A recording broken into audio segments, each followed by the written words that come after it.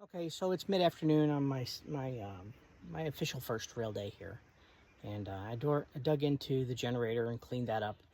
I may still need to clean that carburetor, but for the second half of today, I'm going to tackle either flipping the blades on my wood chipper here or sharpening them, and I'm leaning towards sharpening them and having them there available just in case I need to use them again and I don't have time to sharpen them. So let's check this out. So what you're looking at here is, here's the locking pin. It's usually in here and flipped around where this is caught. And so you slide it in here, can't go anywhere, and now we can go after these nuts. They are a 14, I believe. 17, sorry, 17. So we're gonna take those off and roll it, take off the rest of them, and we'll take it to self. Not only do you need a ratchet really to do this, you need an Allen key. So I'm going back down the hill to get the Allen key. Way back down the hill. Now I'm not gonna lie, I originally picked this up to be able to sharpen the blades on my planer, my joiner planer. And I couldn't figure out why these things, like, they're brand new, they're real expensive. But you can pick them up on Facebook Marketplace for like 50 bucks. So I grabbed one. And I learned quickly why that's the case. And you'll see as this video progresses why people sell them. But for our purposes, this is going to work out just perfect. Hey guys, I just wanted to share something with you. I got this Makita electric sharpener. Model 9820-2. So the idea behind it is I've got a lot of blades that I need to sharpen as part of having this land and doing a lot of woodworking. I got the blades off of my wood chipper, my Woodland Mills wood chipper, and I don't remember what they cost. I'll put a link or a thing up in the description, or so that you guys can go see what they cost. But anyway, the point is that I figured it'd be cheaper for me to resharpen my own blades than it would be to buy new ones, or to pay someone else to do something I can do for myself. As I'm setting this up, I'm looking at this, and they say, here's what I'm finding out. If I set these so that the holes are just showing on the edge, I can get a straight line, and then I actually have room to put in all of the locking tensioners. Then I roll these up, these adjustments, so that the blade is fully supported. Make sure that this gap doesn't have a step. And then I can color the whole blade and set it on there so that it's true. I'll show you what that looks like. That one colored up much easier, ran out of ink, but you get the idea. So far, I'd say the hardest part of this is getting it set up correctly.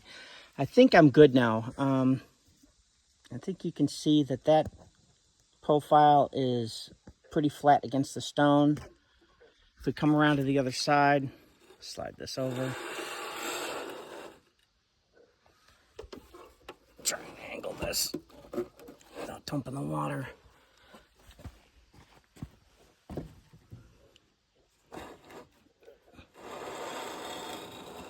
I think I'm on here too.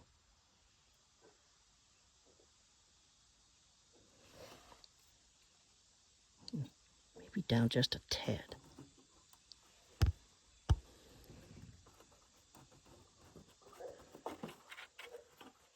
You can tell because as you adjust this screw, the tension will come off, and then you just want to put just a little bit more tension back on it.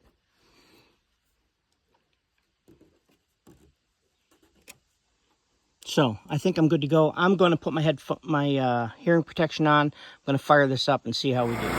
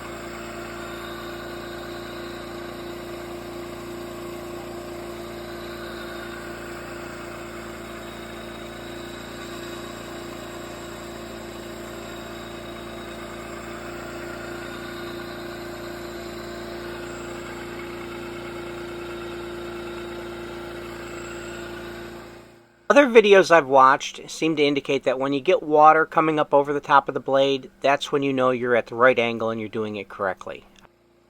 Okay, impressions. Does it sharpen? Yes. It takes a little bit to get it set up. This is my first time using it. You can see by the different cuts in here that I didn't do it completely evenly. I'm not sure I would trust this for a planer blade because of the uneven nature, or maybe it's because this is so wide. This blade is really wide as far as the angle on it, and we're talking at least ½ an inch. Okay, so at almost $200 for a set of blades, sharpening, and you can pick up one of these for about 50 bucks on Facebook Marketplace. Yeah, I would do that every single day. I will sharpen these over and over again. I don't care if it's a little uneven. I'm only chipping wood. If I was planing, I'd probably want to be guaranteed a better edge. I have a set of blades that in my planer are pretty chipped up. The guy had a nail that I bought it from when it was used.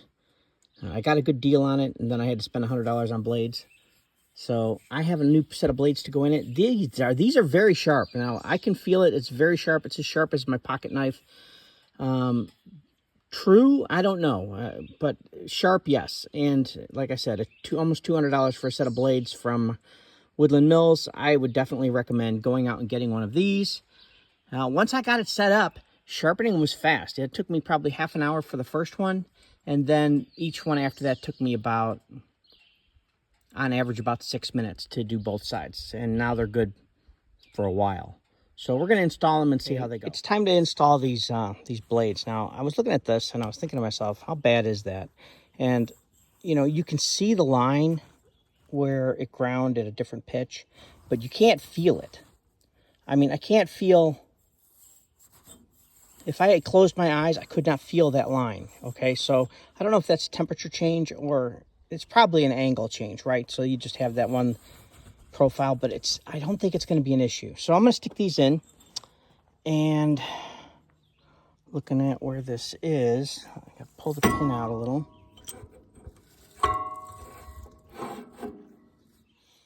And we're looking at, and that's where my battery died. So I'm figuring that if you took the blades out, you can put them back in. So here's my impression on this. They work. The blades work. It didn't solve the problem of the safety lever, the red safety lever, constantly turning off. But I do have peace of mind of knowing that the blades are sharp, they're working, it works great. Oh my God, absolutely would definitely buy this sharpener and sharpen your own blades. Don't go out spending $200 on a set of blades. That's just crazy. You know what I'm going to ask for. You made it this far. Give me the thumbs up, subscribe, stick around, see what's going on here at the land. I'm going to have videos coming out on a regular basis now that I got my memory issues solved for my phone and my computer. So if you want to see what happens at a homestead and what it takes to really, truly transform a mountain property into a homestead, that's what I'm doing. And I'm committed to it. I'm going to see it through to the end. So come join me and watch the journey. I'd love to have you with me. Thanks for watching. Bye-bye.